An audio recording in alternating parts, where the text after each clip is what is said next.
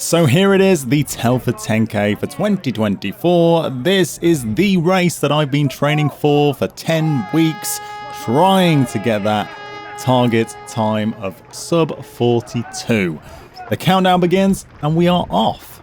Right from the start, I was raring to go. I'd witnessed the start of the first two waves featuring elites and other ludicrously speedy runners, and I was feeling inspired.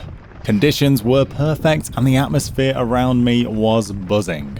The first kilometre of the Telford 10K is very fast. Even in wave 3, which is for the masses, there are speedy runners all trying to find a good position in the earlier stage where the path is wider.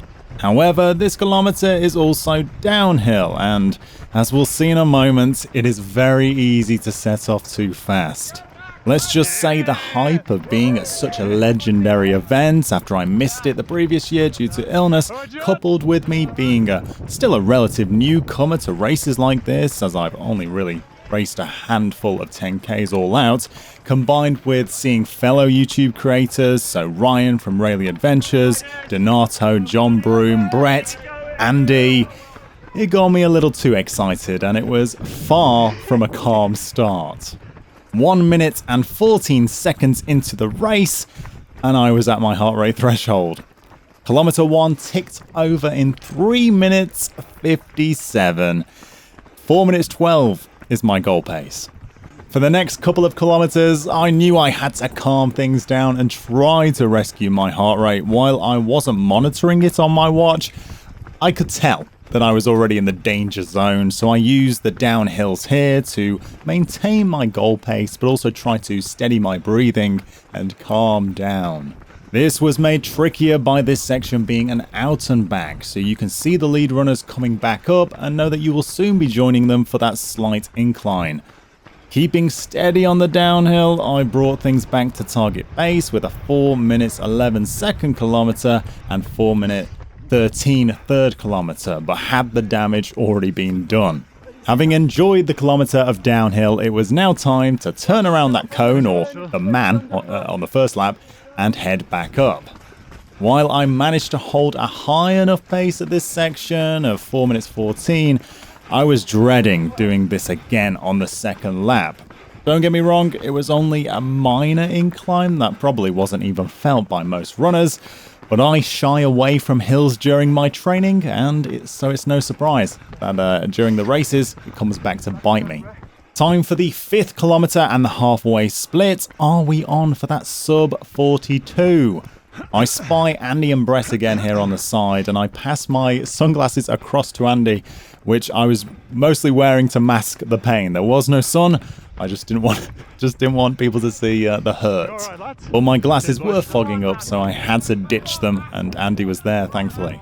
I crossed halfway, as we see here, as the clock hits 20:55. That's the third fastest 5K I've ever ran.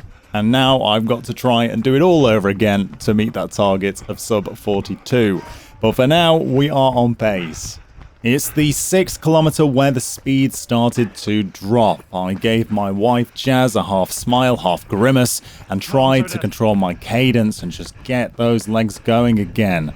Kilometre 6 came in at 4:24, which is too slow. I caught sight of Ryan again during the 7th kilometre and tried to find something. I had picked things up a touch, with the 7th kilometre coming in at 4 minutes 21. It's now time for my slowest kilometre yet, and it's on a downhill. I had popped like a balloon and my wheels were close to falling off.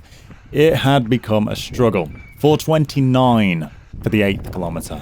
The 9th kilometre sees me enjoying the slight uphill for a second time. However, this go round, I've got someone just ahead who is being super positive and supporting those running towards us.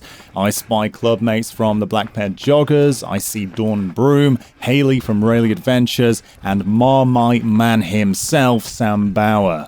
I remember thinking at this point, 6 weeks ago, it was Sam that had rescued me during the Stratford 10K, effectively putting me on his back and dragging me across the line for a new PB of 43:27. Today, I needed to PB by myself and for myself, so I hung on as best I could. Kilometre 9 came in at 4:22.